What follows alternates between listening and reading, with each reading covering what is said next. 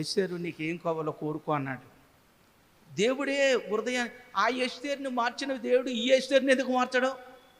ఆ హన్నాన్ని ప్రార్థనా పర్రాలు చేసిన ఈ హన్నాన్ని ఎందుకు ప్రార్థనా పర్రాలుగా చేయుడు? లేక ఎందుకు?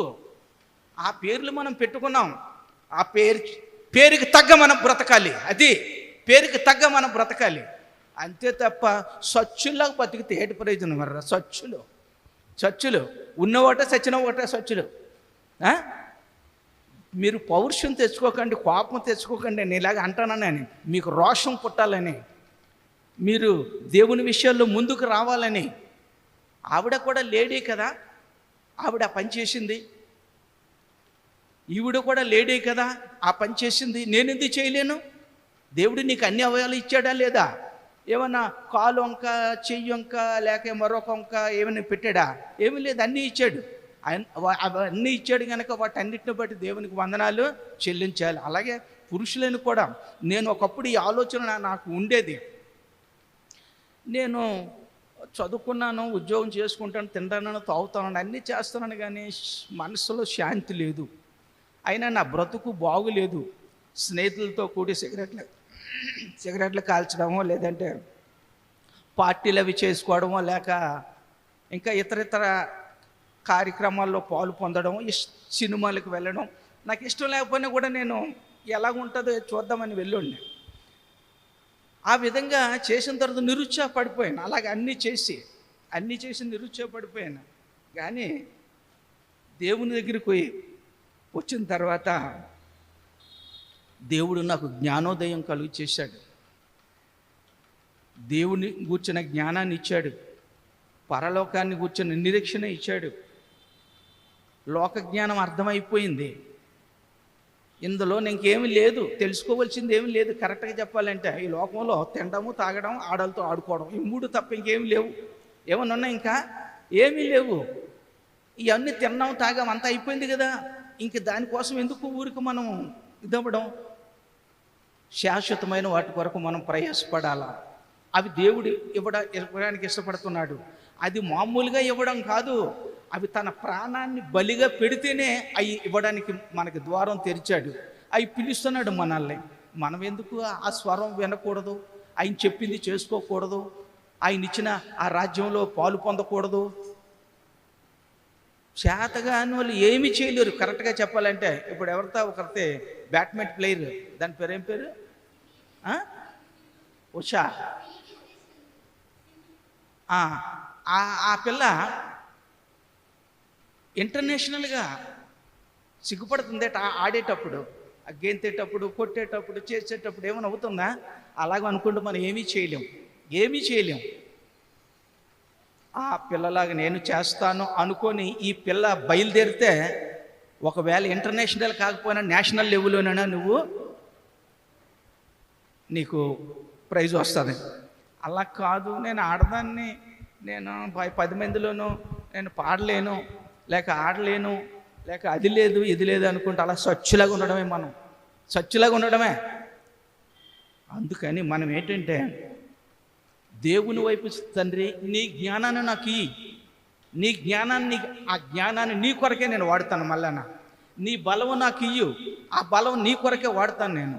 నీ శక్తి నాకు ఇయ్యు, అది మళ్ళీ నీ కొరకే. భోజనం చేసేటప్పుడు కూడా, నేను ప్రార్థన చేసేటప్పుడు దేవుణ్ణి ఇచ్చాడు కనుక దేవునికి వందనాలు చెల్లిస్తాను, ఆశీర్వదించమంటాను, ఆరోగ్యం బలం దయచేయమంటాను. అవి నీ కొరకు వాడబడుటకు సహాయం చేయమంటాను. ఆ ఆరోగ్యం బలం దేవుని కొరకు వాడబడాలి అని అన్నప్పుడు ఆయన సంతోషించడా? తప్పగా సంతోషిస్తాడు.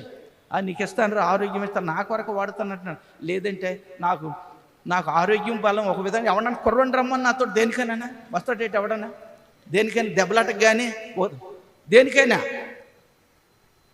నేను స్వచ్ఛ రకం కాదు. నేను వయసులో ఉన్నప్పుడు కూడా నా తోటోళ్ళని ఎవరిని కూడా నాకంటే ఒక విధంగా నన్ను దాటి వెళ్ళేటట్టుగా చేయలేదు. అన్నిటిలో నేను ఆ విధంగా దేవుని సహాయంతో నేను చేసుకున్నాను. కనుక మీరందరూ చాకుల్లాగా తయారవ్వాలా. మీరందరికీ మంచి పౌరుషం రావాలా, మంచి రోషం రావాలి, దేవునిలో ఎదగాలి, ఫలించాలి, బహుగా ఫలించాలి. అలాగుంటే ఒక రోజున ఎక్కడికైనా వెళ్ళి మీరు ఏదో పాట పాడారు అనుకో, ఒరే ఎవరు ఏ సంఘం అమ్మ మీది అంటే పలానా హోలీ క్రైస్ట్, ఆహా వెరీ గుడ్, మీ సేవకులు ఎవరు పలానా డ్రైవర్, శబాష్ బాగా నేర్పించాడమ్మా, మీకు ప్రార్థన చేయడం నేర్పించాడు, పాట పాడడం నేర్పించాడు, వాక్యం చదవడం. అప్పుడు దేవునికే మహిమ కాదు, సేవకుని కూడా గొప్పతనం కదా. అప్పుడు ఆవిడ గురించి ఎందుకు మనం చెప్పుకుంటున్నాం?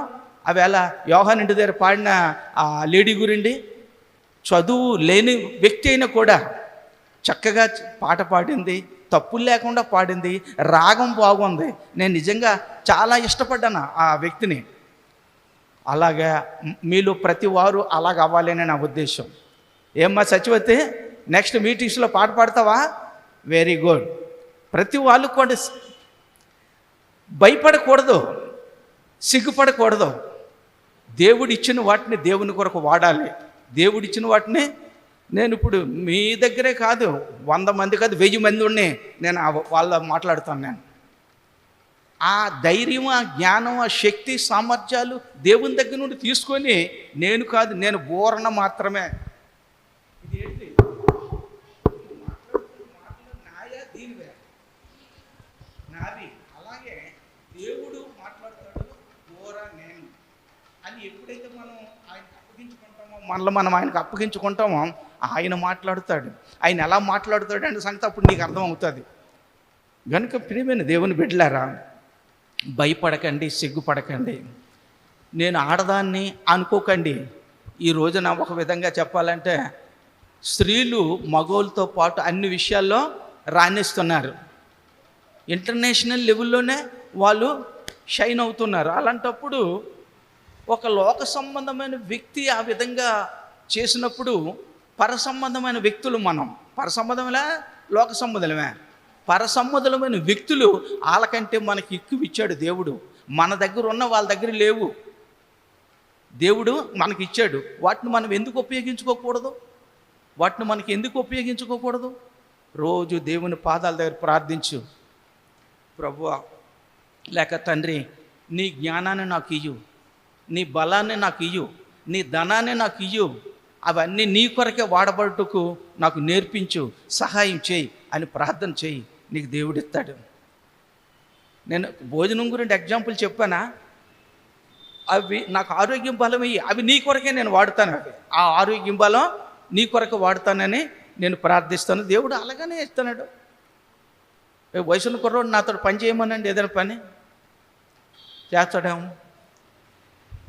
ఈ తిండి వేరు. ఒక విధంగా నేను పాత తిండి కూడా తిన్నాను, కొత్త తిండి తిన్నాను, అమ్మోనియా తిండి కూడా తిన్నాను నేను. అందుకని భయపడకండి. అదే దేవుడు ఆశీర్వదిస్తే నీకు మంచి ఆరోగ్యం బలం వస్తుంది. మంచి భోజనం చేసిస్తే మంచి ఆరోగ్యం వచ్చేస్తుంది, మంచి బలం వచ్చేస్తుంది అనుకుంటారు.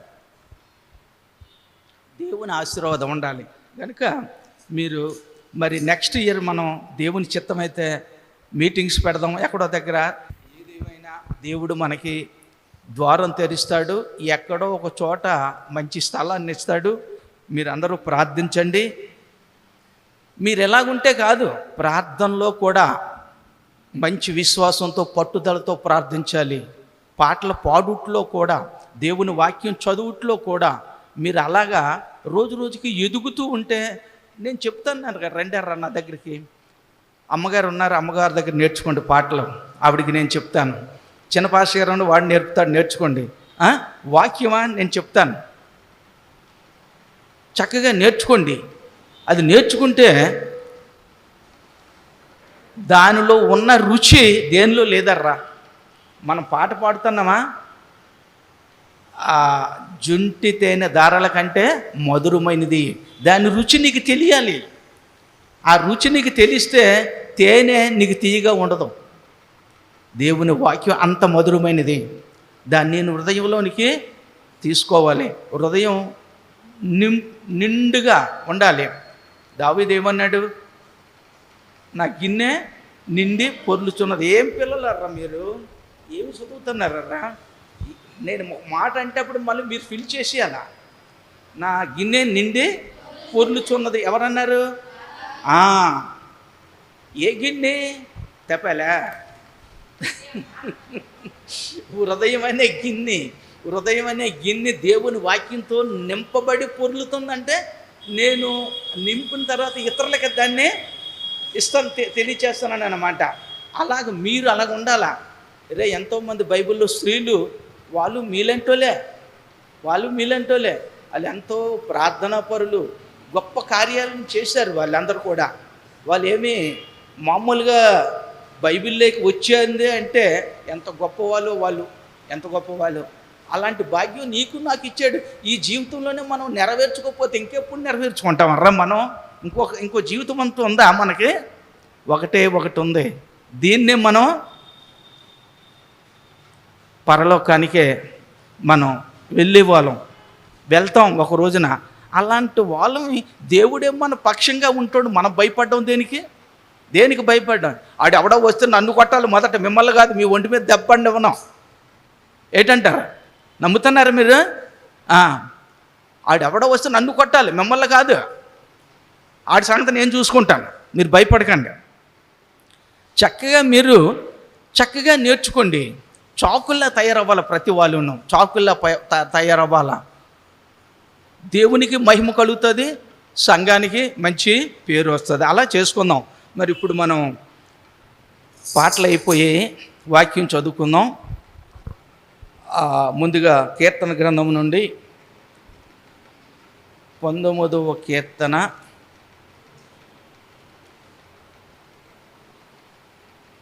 19వ కీర్తన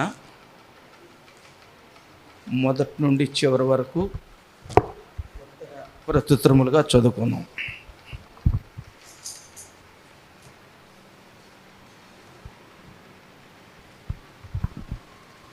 19వ కీర్తన మొదటి నుండి చివరి వరకు ఉత్తర ప్రత్యుత్తరములుగా చదువుకుందాం. అరే బాబు, ఎక్కడికి వెళ్ళిపోతున్నారా మీరు?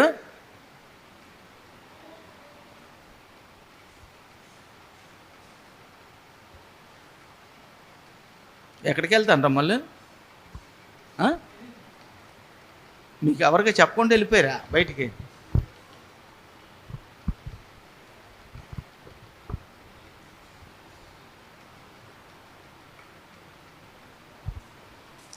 దేవుని సన్నిధిలో మనం ఉన్నప్పుడు, రే బాబు సరిగా వినండి, దేవుని సన్నిధిలో మనం ఉన్నప్పుడు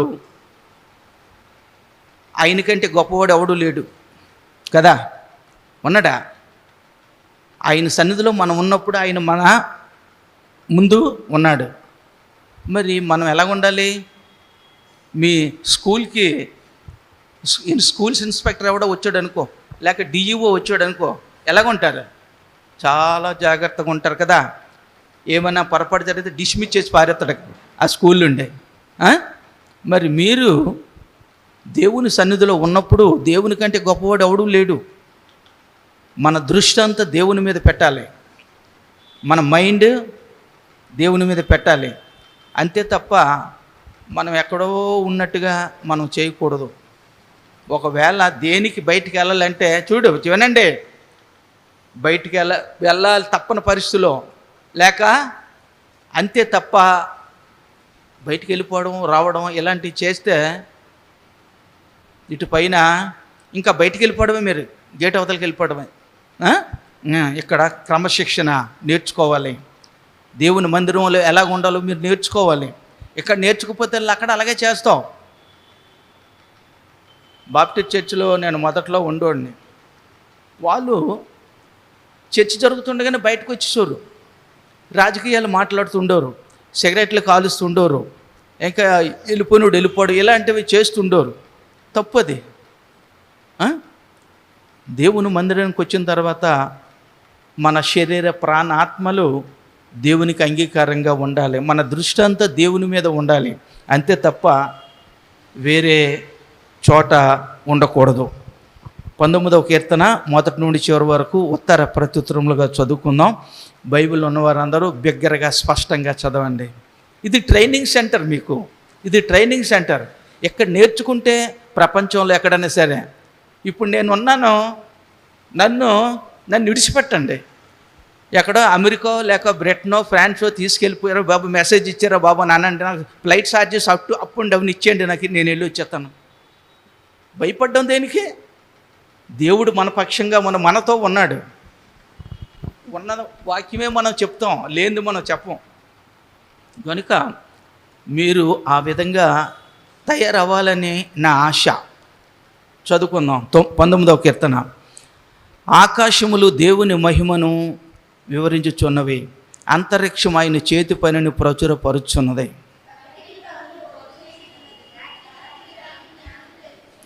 వాటికి భాష లేదు, మాటలు లేవు, వాటి స్వరం వినబడదు.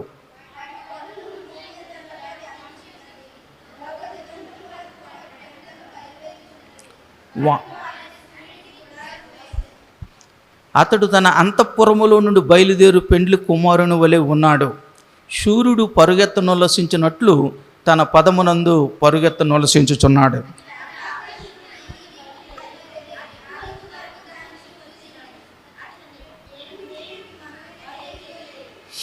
యెహోవా నియమించిన ధర్మశాస్త్రము యథార్థమైనది, అది ప్రాణమును తెప్పరిల్లజేయను. యెహోవా శాసనము నమ్మదగినది, అది బుద్ధిహీనులకు జ్ఞానం పుట్టించను.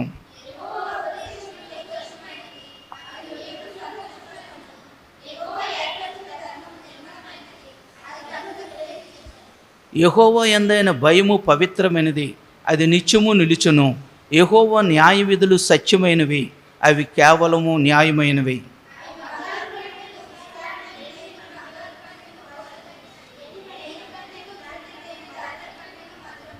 వాటి వల్ల నీ సేవకుడు హెచ్చరిక నొందును, వాటిని గైకొనుట వల్ల గొప్ప లాభం కలుగును.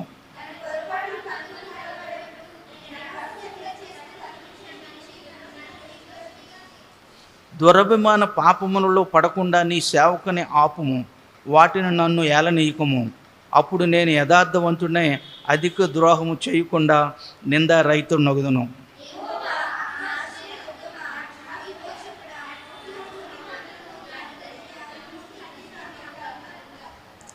దేవుడు తన పరిశుద్ధ వాక్యమును దీవించునుగాక. గాక అనే మాట ఎప్పుడైతే చివరిలో వస్తుందో మీరు ఏమనాలంటే ఆమెన్, అలాగ జరుగునుగాక అని దాని అర్థం. ఆమెన్ అంటే అలాగ జరుగునుగాక. ఇప్పుడు మనం హల్లెలూయా అంటున్నాం అంటే దేవుని స్తుతించుడి లేక ప్రభువుని స్తుతించుడి అని అర్థం. అప్పుడు మనం ఏమంటున్నాం, దేవుని నామునకు మహిమ కలుగునుగాక అని అనాలి. కానీ మనం సింపుల్గా చెప్తున్నాం. అలాగే ప్రతిదానికి ఒక అర్థం ఉంది, ఆ అర్థానికి తగినట్లుగా మనం సమాధానం కూడా ఇవ్వాలి. అంతే తప్ప అలా ఊరుకుంటూ పోకూడదు. నోరు ఇలా మూసుకొని ఎక్కడ ఓపెన్ చేయకుండానా ఉండకూడదు. దేవునికి వాడాలి, మన ప్రతి అవయవము దేవుని కొరకు వాడబడాలి. మరి వాడదామా? ఈ వేళ నుండి వాడదామా దేవునికి?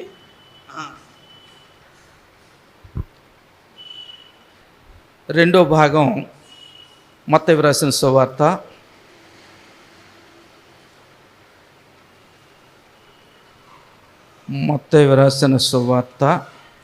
4వ అధ్యాయం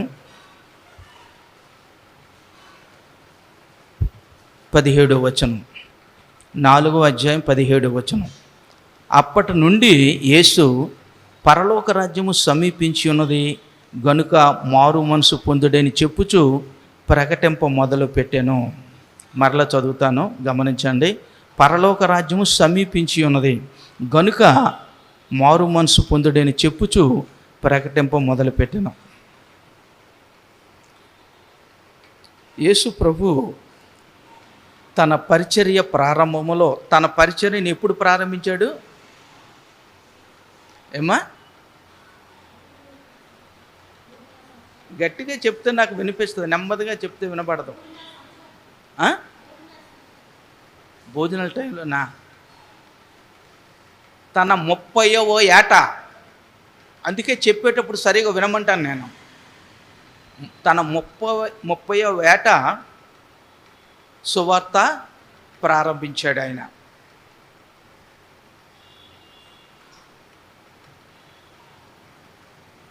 మొట్టమొదట ఆయన నోరిప్పి మాట్లాడిన మాట ఏంటి? పరలోక రాజ్యము సమీపించి ఉన్నది, మారు మనసు పొందుడే. పరలోక రాజ్యం సమీపించి ఉన్నది.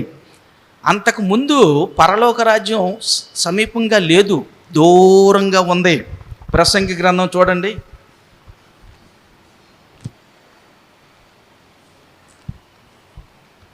ప్రసంగి గ్రంథంలో అక్కడ సొలొమోను అంటే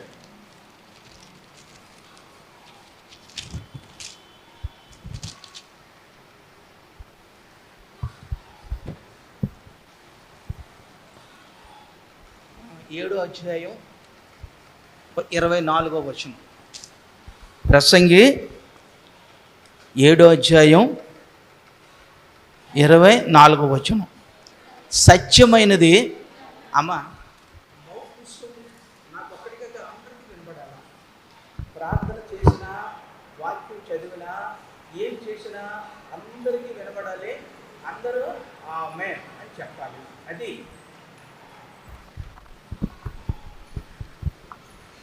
7:24. సత్యమైనది దూరముగాను బహు లోతుగాను ఉన్నది. దాని వలన దాని పరిశీలన చేయగలవాడెవడు? వివేచించుటకును చాలు. సత్యమైనది దూరముగా ఉంది. సత్యం దూరంగా ఉంది. ఈ మాట్లాడుతున్న వ్యక్తి ఎవరు? మానవజాతి అంతట్లో మహాజ్ఞాని. మానవజాతి అంతట్లో మహాజ్ఞాని సొలొమోను రాజు మాట్లాడుతున్నాడు. సూర్యుని కింద అనేక విషయాలను గురించి పరిశీలన చేశాడు, వాటన్నిటినీ వ్రాసాడు. దేవుడే ఇచ్చాడు జ్ఞానం. ఆయన తన తండ్రి అయిన దావీదు తర్వాత రాజు సింహాసనం మీద కూర్చున్నప్పుడు బాలుడు గనక, చిన్న వయసులో ఉన్నాడు గనక ఏంటి దేవుణ్ణి ప్రార్థించాడు. నా తండ్రికి వాగ్దానం చేసిన ప్రకారంగా దేవుడు నన్ను సింహాసనం మీద కూర్చోబెట్టాడు అన్న విషయాన్ని గ్రహించి, నేను బాలుడిని, దేవుని ప్రజలు విస్తారంగా ఉన్నారు ఇసుక రేణువుల వలె, వీళ్ళకి న్యాయం తీర్చగలవాడెవడో, గనుక నాకు జ్ఞానం కావాలని దేవుణ్ణి ప్రార్థిస్తాను అని దేవునికి బలులు అర్పించి ఆకాశం తట్టు చేతులెత్తి ప్రార్థిస్తాడు. ప్రార్థిస్తే దేవుడు స్వప్నంలో ప్రత్యక్షమై నీకేం కావాలో కోరుకో అంటాడు. అంటే అప్పుడు ఏం కోరుకున్నాడు? మరి నాలటోడిని అయితే ఇంకేదో నాకు ఈ కొండ ఏదో లేదంటే ఇది ఏదో లేదా డబ్బు ఐశ్వర్యం ఇచ్చి లేక ఏది అది ఇచ్చి ఇది ఇలాంటి పనికి మళ్ళీ కోరికలు. కానీ సొలొమోను ఏం కోరుకున్నాడు? జ్ఞానం. ఈ ప్రజలని నీతిని, న్యాయాన్ని, సత్యాన్ని అనుసరించి నడిపించాలి అంటే నాకు జ్ఞానం కావాలి, దైవ జ్ఞానం నాకు కావాలి అని దేవుణ్ణి అడిగాడు. అది దేవుడు ఆ ప్రార్థన అంగీకరించాడు. ఏమన్నాడు అంటే ఆ సందర్భాన్ని, నువ్వు నీ శత్రువుల ప్రాణాన్ని నువ్వు అడగలేదు, లేక ఐశ్వర్యాన్ని అడగలేదు, లేక ఇంకొకటి అడగలేదు, కానీ నా ప్రజలను నీతిని, న్యాయాన్ని, సత్యాన్ని అనుసరించి నడుచుకొనులాగిన జ్ఞానం కావాలని ప్రార్థించావు. నీ ప్రార్థన నేను అంగీకరించాను, నీకు నేను జ్ఞానం ఇస్తానని, జ్ఞానంతో పాటు ఐశ్వర్యం అన్నీ ఇస్తున్నాను. నీకు ముందు అంతటి వాడు ఎవడు లేడు, నీ తర్వాత ఇంకెవడు కూడా ఉండడు అంతటి జ్ఞాని. ఇప్పటికైనా సరే చూడు, దేవుని మాటలు ఏదైనా సరే అది ఎంతవరకు కరెక్ట్ అని మనం ఆలోచిస్తే సొలొమోను మానవజాతి అంతటికి మహాజ్ఞాని అని బైబిల్ చెప్తుంది. పోనీ ఇప్పుడైనా ఎవరైనా నేను జ్ఞానిని అని ఎవరైనా చెప్పుకోగలుగుతున్నారా? నేను సూర్యుని కింద జరుగుతున్న అనేక విషయాలు నాకు తెలుసు అని ఎవడన్నా చెప్పగలుగుతున్నాడా? ఎవడూ లేదు. దేవుడు అంతటి మహాజ్ఞానాన్ని ఇచ్చాడు సొలొమోనుకి. ఆ సొలొమోను అంటున్నాడు సత్యము సుదూరముగా ఉంది అంటున్నాడు. అంటే మానవ జ్ఞానానికి అందనంత దూరం. సత్యం అంటే దేవుడు. దేవుని గూర్చిన సత్యం సుదూరంగా ఉంది. తూర్పుకి పడమటికి ఎంత దూరం ఉందో అంత దూరం ఉందో అనుకుందాం, లేక భూమి కంటే ఆకాశం ఎంత ఎత్తుగా ఉందో అంత ఎత్తుగా ఉందో అనుకుందాం. ఇది మనకు అందుతుందా? ఇల్లు ఎక్కడికి వెళ్తున్నారు, ఇల్లు వెళ్ళి అంతరిక్షలోకి వెళ్ళామండి అని చెప్పి గొప్పగా చెప్తున్నారు. మొన్న ఒక ఫ్యామిలీ వెళ్ళింది అక్కడ కదా, డబ్బున్నాడు వెళ్ళాడు. వెళ్ళి ఇంతవరకు వెళ్ళి కొండ మీదకి ఇంకా అవతలకు కొంచెం వెళ్ళి మీదకి వెళ్ళి అక్కడ నుండి మళ్ళీ మామూలు దిగి వచ్చేసారు వెళ్ళి. దానివల్ల ఏంటి ప్రయోజనం? దేవునికి ఏమైనా ప్రయోజనం ఉందా? లేక మనుషులకి ఏమైనా ప్రయోజనం ఉందా? లేక వాళ్ళకి ఏమైనా ప్రయోజనం ఉందా? అది గొప్పతనం. ఏదో మేము ఇతరులు చేయలేంది మేము చేసామని చెప్పుకోవడానికి తప్ప ఏమీ లేదు, దానివల్ల ఏమీ ప్రయోజనం లేదు. అయితే ఇక్కడ సొలొమోను ఏమంటాడంటే అనేక విషయాలను గురించి, సూర్యుని కింద జరుగుతున్న అనేక విషయాలను గురించి మాట్లాడాడు. ఇక్కడ ఏమంటాడంటే సత్యమైనది దూరముగాను బహు లోతుగాను ఉన్నది, దాన్ని పరిశీలన చేయగలవాడు ఎవడో. దేవుని గురించిన సత్యాన్ని అది సుదూరంగా ఉంది, లోతుగా ఉంది, దాన్ని ఎవడు పరిశీలన చేయలేడు, దాన్ని ఎవడు పరిశీలన చేయలేడు. మనుష్యుడు తనకు తానుగా దేవుని గురించిన సత్యాన్ని తెలుసుకోలేడు, దేవుని ప్రేమను రుచి చూడలేడు, దేవుని యొద్దకు మార్గం కనుగొనలేడు. గనుక ఆ సత్యము జీవము వెలుగై ఉన్న దేవుడే మానవునికి తను గూర్చిన సత్యాన్ని తెలియచేశాడు, తన ప్రేమను తెలియచేశాడు, తన యొద్దకు మార్గాన్ని తెలియచేశాడు. తద్వారా సర్వ మానవ జాతి దేవుని యొద్దకు వెళ్ళగలుగుతున్నారు, దేవుని గురించిన సత్యాన్ని తెలుసుకోగలుగుతున్నారు, దేవుని ప్రేమను రుచి చూడగలుగుతున్నారు, దేవుని యొద్దకు వెళ్ళగలుగుతున్నారు. లేదంటే అసాధ్యం, అది అసాధ్యమైన విషయం. వీళ్ళు నిజంగా దేవుని యొద్దకు వెళ్ళిపోయే అంతటి శక్తి సామర్థ్యాలు ఉంటే ధనవంతులే వెళ్ళిపోతారు, పేదలు ఉండిపోతారు, లేదా తెలివైన వాళ్ళు వెళ్ళిపోతారు, తెలివి తక్కువలు ఉండిపోతారు. కానీ దేవుడు ఆయన నీతిమంతుడు, న్యాయవంతుడు, అందరినీ పిలుస్తున్నాడు, అందరి కొరకు అందరినీ పరలోకానికి పిలుస్తున్నాడు. కొందరినే కాదు. ఆయన ఆయా విందుల్లో పాల్గొన్నప్పుడు కూడా అందరినీ పిలవన్నాడు. అందరూ వచ్చారు, ధనవంతులు, పేదోళ్ళు, తెలివైన వాళ్ళు, తెలివి తక్కువలు అందరూ కూడా వచ్చారు. నువ్వు తెలివి తక్కువడు నువ్వు రావద్దని ఎవడన్నా అన్నాడా?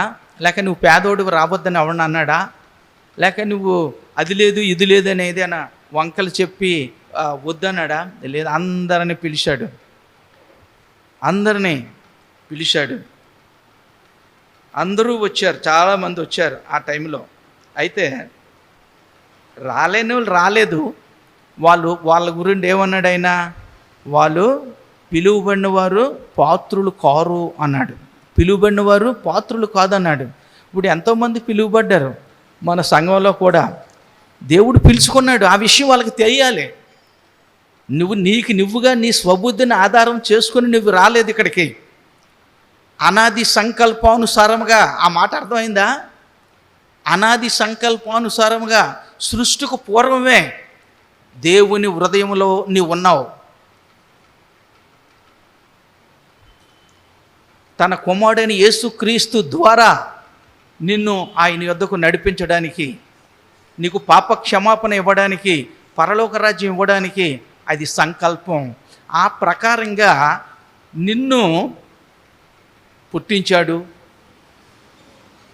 నీవు కాస్త వయసు వచ్చి మంచి చెడు వివేచన జ్ఞానం కలిగి ఉన్నప్పుడు నిన్ను గూర్చి నువ్వు పాపివనే విషయాన్ని నీకు తెలియచేశాడు.